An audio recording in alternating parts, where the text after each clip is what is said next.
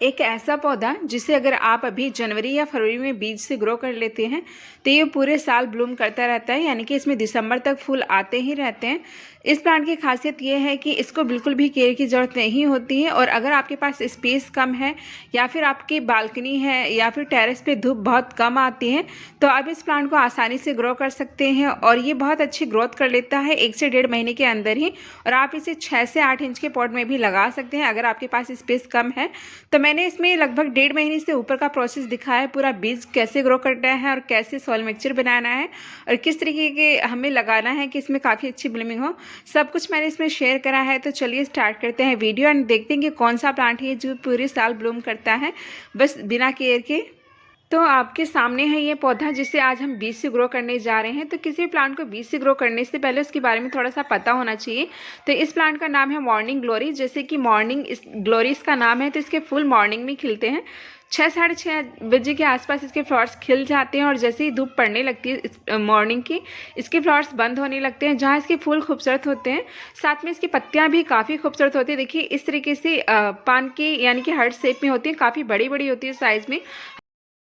Morning glory को ज़्यादा sunlight का रिक्वायरमेंट नहीं होता है। अगर आपके टेरेस या बालकनी में सिर्फ 2-2.5 घंटे की, इवन उससे कम की भी सनलाइट आती है, ये सेमी शेड में भी चल जाता है। 1.5 महीने के अंदर ही इसमें ब्लूमिंग स्टार्ट हो जाती है। ये आपके सामने देखिए लगभग 1.5 महीने का रिजल्ट है। तो कुछ प्लांट मैंने इसके दिसंबर में ग्रो करे थे, और लोगों का एक क्वेश्चन ये भी होता है मॉर्निंग ग्लोरी को लेकर के, क्या हम इसे ठंड में ग्रो कर सकते हैं। तो जैसे कि मैंने इसका 4 साल से एक्सपीरियंस किया है और मैंने हर मौसम में इसको ट्राई करा है, तो ठंड में भी काफ़ी अच्छा रिजल्ट मिलता है। बस आपको कुछ बातों का ध्यान रखना होता है, जैसे कि जो हमारा मदर प्लांट अगर हमने फरवरी मार्च में अगर उसको ग्रो करा है तो वो दिसंबर में ख़राब हो जाता है। पर अगर आपने कोई प्लांट सर्दियों में या नवंबर दिसंबर में ग्रो करा है, अगर आप उसको बचा के रखते हैं कोरे पाले से, तो वो चल जाता है और इस तरीके से वो आकर के जनवरी और फरवरी में ब्लूम भी करने लगता है। तो कुछ प्लांट मैंने इसके छोड़ दिए थे जिसमें अभी दिसंबर के लास्ट तक ब्लूमिंग हुई थी, तो उसमें देखिए सीड्स बनने हैं जनवरी में, तो इन्हीं से मैं सीड लेकर के ग्रो करने जा रही हूँ। तो एक ही सीड पॉट में 4 से 5 सीड होते हैं। तो इस तरीके से बस आपको सीड जो होते हैं हल्का सा मिट्टी के ऊपर डालेंगे तो ये अपने आप जर्मिनेट हो जाते हैं। सर्दियों में अगर आप इसकी सीड लगा रहे हैं तो जर्मिनेट होने में 6 से 8 दिन का टाइम ले लेते हैं। वहीं अगर आप इसको गर्मियों में लगा रहे हैं या मानसून में लगा रहे हैं तो 2 से 3 दिन में ग्रो हो जाते हैं। गर्मियों में भी इसके सीड जो है 4 से 5 दिन में जर्मिनेट हो जाते हैं। तो मानसून और जो स्प्रिंग टाइम होता है इसको बीजों से ग्रो करने का बेस्ट होता है। पर आप इसको पूरे साल चाहे कितनी भी ठंड पड़े या फिर चाहे कितनी भी गर्मी पड़े, आप मॉर्निंग ग्लोरी को बीज से ग्रो कर सकते हैं। तो इस तरीके से मैंने यहाँ पे बीज डालने के बाद हल्का हल्का मिट्टी से कवर कर दिया है और उसके बाद पानी डाल दिया है। सॉइल मिक्सचर की बात करें तो यहाँ पे मैंने नॉर्मल सॉइल मिक्सचर लिया था, सैंड और जो हमारा नॉर्मल मिट्टी होती है उसका।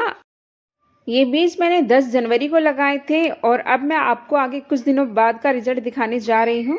तो देख सकते हैं 10 जनवरी को जैसे कि काफ़ी कोहरा पड़ रहा था तो थोड़ा सा लेट जर्मिनेट हुए हैं इसके बीज।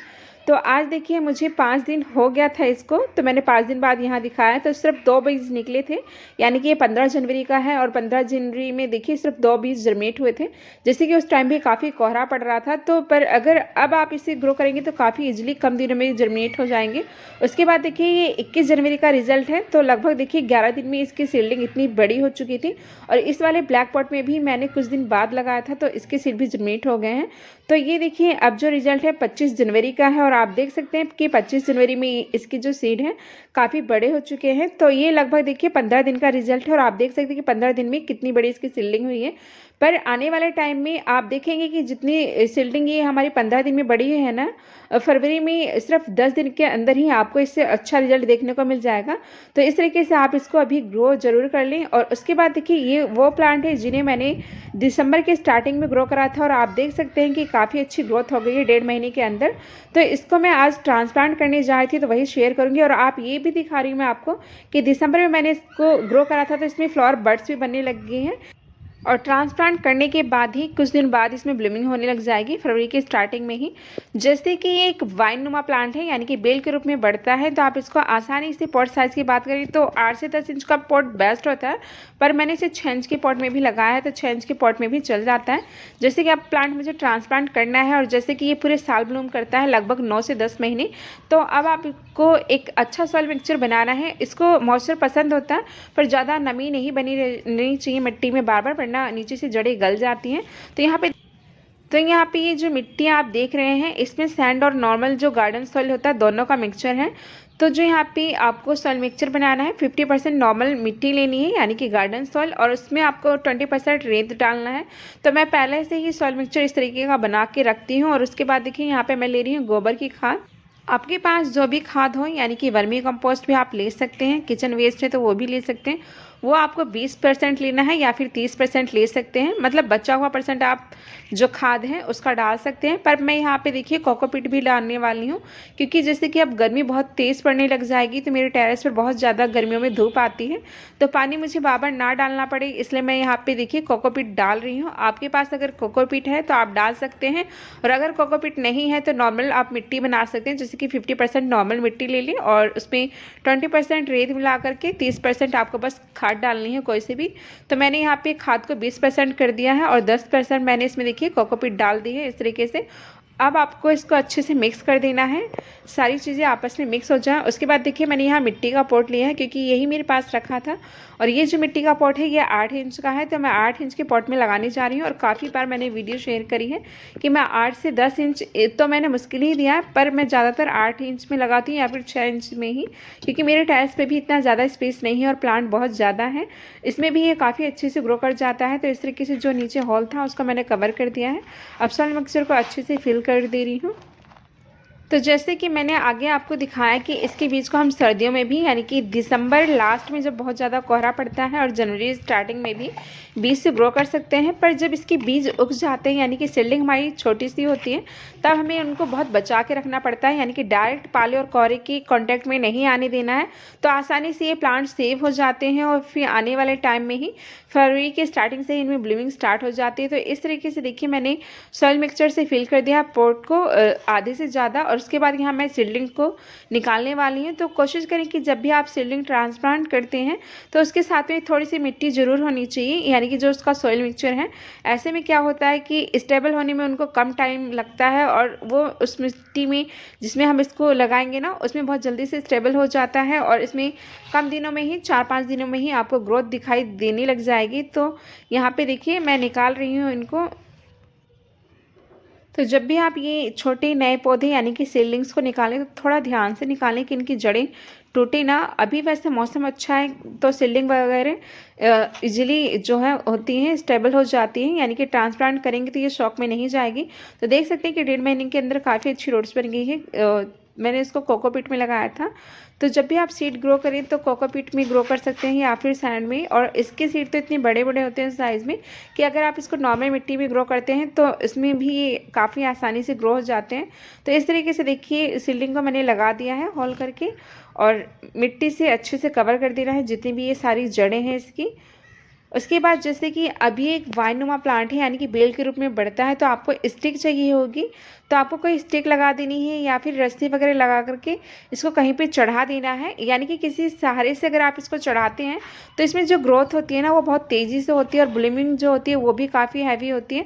अब आपको ध्यान रखना है कि इसको ज़्यादा सनलाइट नहीं मिलनी चाहिए, क्योंकि उसको सनलाइट ज़्यादा पसंद नहीं है। अगर जैसे यही फरवरी का महीना आता है, अगर आप फरवरी के महीने में ही इसको आप पूरे दिन की सनलाइट देंगे ना तो भी आप देखेंगे कि इसकी पत्तियां मुरझा सी जाती हैं। तो आप कोशिश करें कि इसको मॉर्निंग की 2-3 घंटे की या इवनिंग की 2-3 घंटे वाली जगह रखें। अब कुछ लोगों का क्वेश्चन ये भी होगा कि अगर हमारे टेरेस पे इससे भी कम सनलाइट आती है तो आप इससे कम सनलाइट में, इवन ये आधे घंटे की सनलाइट में भी काफ़ी अच्छे चल जाते हैं, और ब्लूम भी इसमें काफ़ी अच्छे से आते रहते हैं, यानी कि फ्लावरिंग भी हो जाती है आधे घंटे के अंदर। तो आप इसको 1.5 से 2 घंटे की सनलाइट दें मॉर्निंग की या इवनिंग की, तो वो बेस्ट है।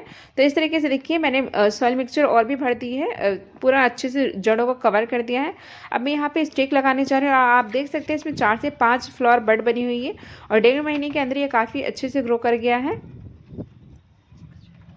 तो यहाँ पे ये एक बांस की स्टिक रखी हुई थी, वही मैं लगाने जा रही हूँ। तो आपके पास जो भी स्टिक हो आप उसको लगा सकते हैं। और जो ये हमारी वाइन होती है मॉर्निंग ग्लोरी, इससे आप काफ़ी अच्छे से शेप भी बना सकते हैं चीज़ों का यूज़ करके, जैसे कि राउंड शेप में या फिर 2 स्टिक डाल करके, मतलब इसको डेकोरेट, इसके ज़रिए आप अपने गार्डन को काफ़ी अच्छे से डेकोरेट कर सकते हैं। तो यहाँ पे देखिए मैंने इन स्टिक को इस तरीके से 2 पार्ट में कर लिया, क्योंकि काफ़ी सारे प्लांट्स हैं मेरे पास। तो इस तरीके से 2 पॉट में मैं लगा दूँगी इनको। तो ये स्टिक मैंने इस तरीके से देखिए मिट्टी के अंदर हल्का सा डाल दिया, क्योंकि अभी मिट्टी को गीला नहीं करा है तो ये आसानी से चली जा रही हैं। तो जाने के बाद अब आपको जो किसी भी चीज़ की सहायता से इसको हल्का सा लपेट करके बांध देना है। तो यहाँ पे देखिए ये प्लास्टिक की रोप टाइप रखी हुई थी टायर्स पे, तो इसी से मैं बांधने जा रही हूँ। थोड़ा सा सॉफ्टली बांधिएगा, क्योंकि जो इसकी स्टेम होती है ना मॉर्निंग ग्लोरी की, काफ़ी सॉफ्ट होती है। और आप मॉर्निंग ग्लोरी को कटिंग से भी ग्रो कर सकते हैं, काफ़ी आसानी से ये कटिंग से भी ग्रो हो जाता है। आप इसकी 1-2 प्लांट अभी ग्रो कर लें और उसके बाद आप कटिंग से इसको आसानी से लगा सकते हैं। इसकी कटिंग को अगर आप पानी में डालेंगे तो काफ़ी अच्छे से चल जाती है और 4-5 दिनों में ही जड़ें आ जाती हैं। तो इस तरीके से देखिए लपेट करके मैंने इसको बांध दिया है और अब फरवरी में इसमें ब्लूमिंग स्टार्ट हो जाएगी, तो आपसे शेयर करूँगी। तो ये बेस्ट प्लांट है जो बिना केयर के कम स्पेस में चल जाता है और जिसके फूल के साथ साथ पत्तियाँ भी काफ़ी खूबसूरत लगती हैं। तो इसको मैंने अभी ग्रो करा था, इसलिए आपसे शेयर कर दिया है। तो आई होप कि ये वीडियो आपको पसंद आई होगी और आप इसके अभी ढेर सारे प्लांट ग्रो कर लें, ताकि आपका जो गार्डन है वो रंगीन हो जाए, फूलों से और पत्तियों से भी काफ़ी खूबसूरत लगेगा। तो चलिए मिलते हैं नेक्स्ट वीडियो में। अपना और अपनी फैमिली का ख्याल रखिएगा, हार्डवर्क करते रहिएगा to achieve your goal. Thank you so much for watching this video. Bye.